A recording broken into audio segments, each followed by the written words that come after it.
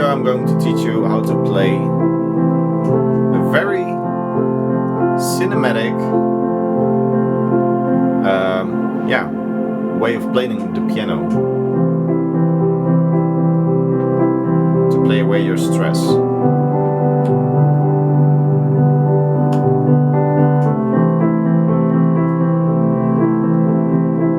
You're gonna learn exactly this. It's a little bit hard for me to play the piano and talk at the same time. It's like I have two brain halves and I need a third one.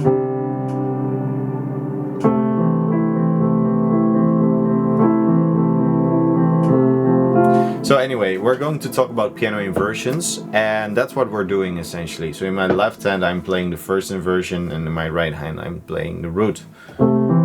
So what's going on? I'm gonna talk you through it. We're going to talk about piano inversions. We're gonna do that with the left hand. Oh. Whoa, I don't know what happened there. Let me do that again.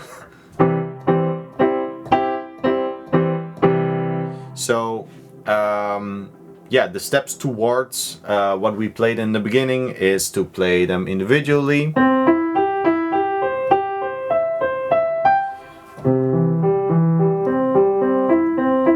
With both hands. And then we will figure out a chord progression in order, to make that cinematic, sound. And to give you the secret already at the beginning of this video, it's very simple. In the right hand we play the root, and in the left hand we play the first inversion. And if you don't understand what is going on, then I would suggest that you continue to watch the remainder of this video. And if you know what I'm talking about, then I would quit this video and run to your piano to try this out, because it's a very fun thing to do with any chord progression.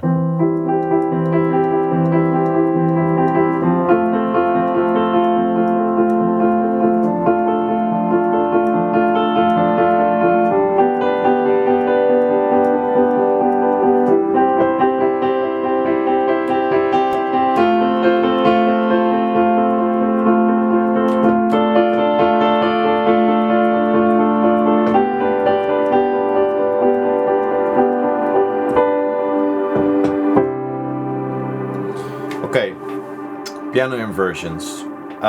Let's start with the most common, well, arguably the most common piano chord, which would, I think, be C major. We have the C, the E, and the G, and that forms C major. We can do the same with F, A, C, and for example with G. So to play the emotional cinematic thing, what I just played, it is important to understand each inversion. We start with the root and we play it with 1, 3, 5. I'm referring to the fingers right now. Thumb is 1 and pinky is 5. I figure that you can figure out the rest of the fingers. So the next inversion is that's the first inversion. So first we have the root, 1, 3, 5, and then we go to the first inversion. And our chord is gonna look a little bit different because we're playing the same notes, but the shape of the chords changes a little bit, right? So first we have this, and you might think that the next one is this. But no, then we're playing the B.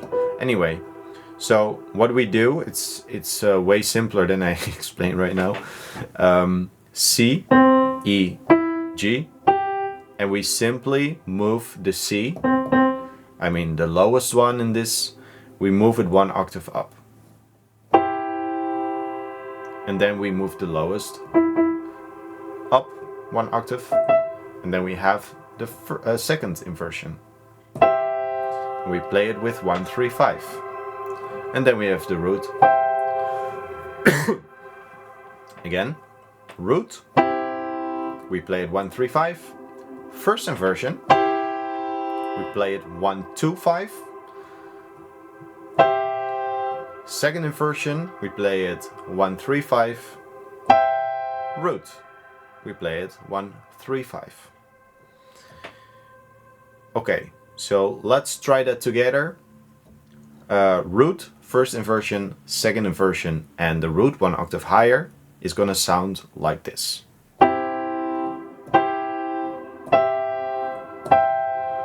And if you want, you can also try going backwards.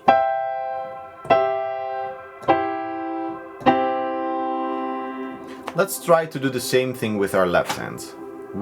Our fingers are mirrored, so we play 5, 3, 1. We play the exact same notes, but in the first inversion we play 1, 3, 5. Why is that?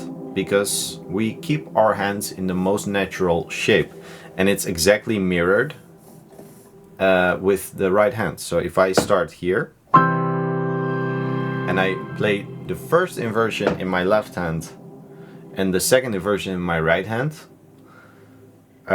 which means that in my left hand I'm going up and in my right hand I'm going down.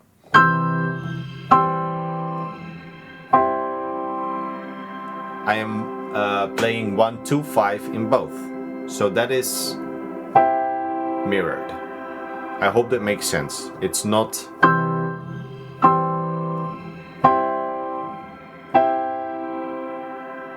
Yeah. Okay, so let's try that with the left hand only. Root. First inversion. Second inversion. Root.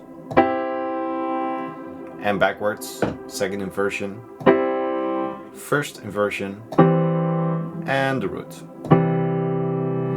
So now we have the basics, okay? We can play the root individually with the right hand.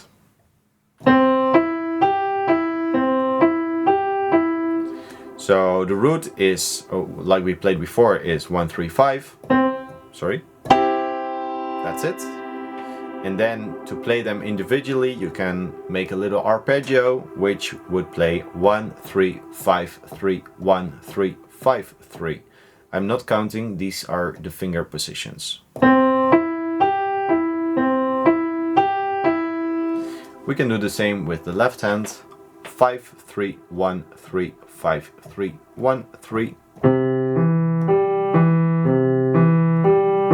And then, you can guess it, we're going to play them together.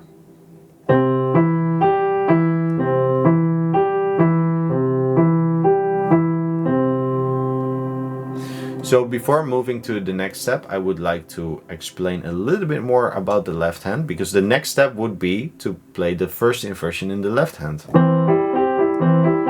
which brings us very close to the finish line. But before we go there, I really want you to practice the left hand with the inversions and with the individual notes. So there we go.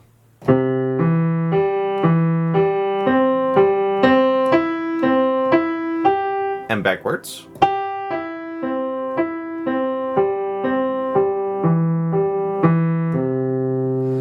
And what we're doing is we're playing the root, the first inversion, the second inversion, the root, and we're going backwards.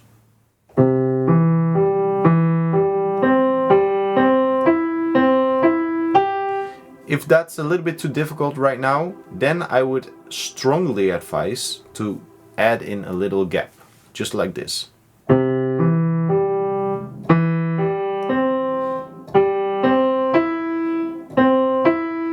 That will really help you, I think. So it gives your brain a little bit more thinking time, and it helps just to get it better at the right pace or something. So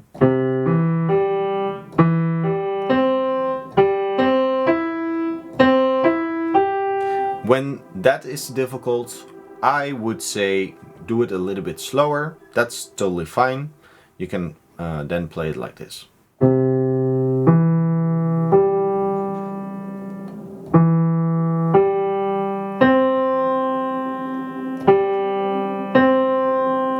This also applies to the right hand, by the way.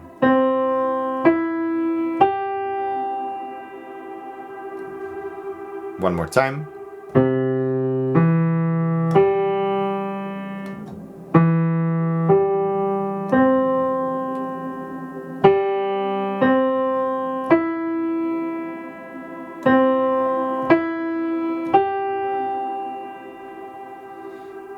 So you always look for small incremental steps for you to progress. So when you feel that this sounds right, you can go a little bit faster, or you can remove the gap, or you can, you have to develop a system for yourself that provides a quality feedback loop for yourself. Like you train your ears in order to listen what you actually play, and then figure out, oh, does this sound good or not?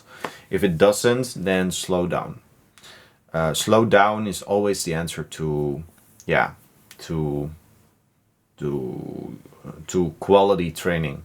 If you go too fast, it's not that bad. For if you do that sometimes, I think it's actually helpful if you do that sometimes, but don't do that too often, because if you go too fast, you create bad habits. So anyway, let's go to the finish line. So what we want to achieve is this. Or in the beginning of the video, I played A minor. So let's focus on A minor.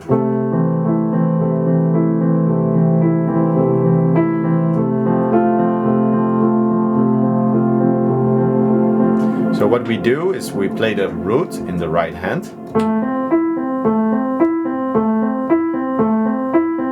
Let's try that with both hands.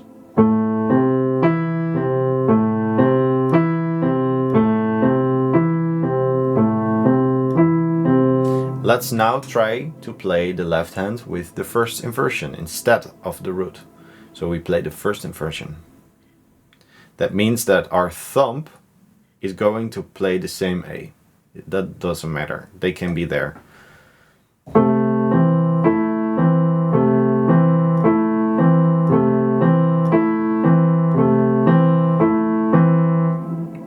Sounds good, right?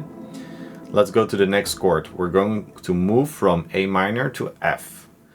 In F, we're already playing two notes, the same as A minor, which is A and C. That means that in order to play F major, we can only move the E to F. So these two notes, instead of in the left hand the middle finger, we play the index finger, and in the right hand we play, instead of with the pinky the E, we can play the pinky the F. But then actually we need to move our middle finger on the C to the index finger.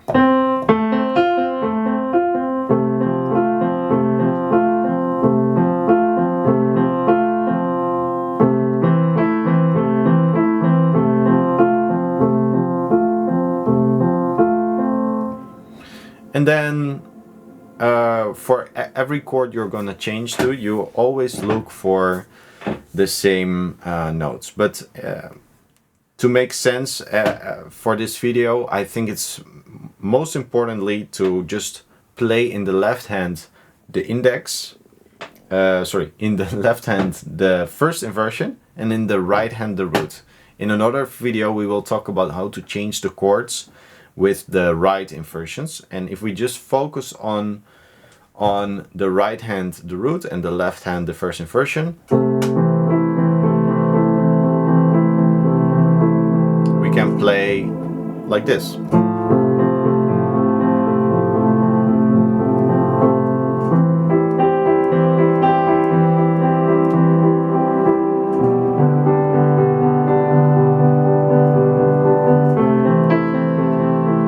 But if you already want to change the chords without moving too much, then you can do what I just said. Change the E to the F. And then for C major we go like this. So left hand becomes the root and the right hand becomes the second inversion. So in that case, you can practice this with only one hand.